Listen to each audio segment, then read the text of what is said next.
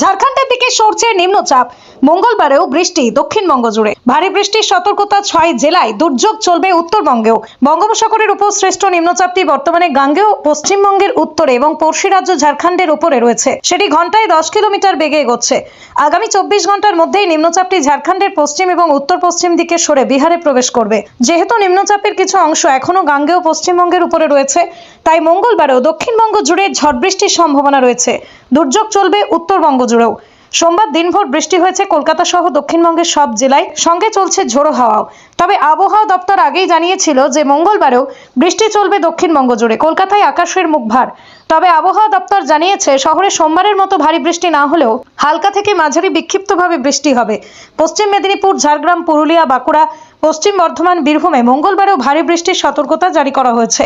তবে বাকি জেলাগুলির জন্য সতর্কতা জারি না করা হলেও বিক্ষিপ্তভাবে বৃষ্টির পূর্বাভাস দেওয়া হয়েছে।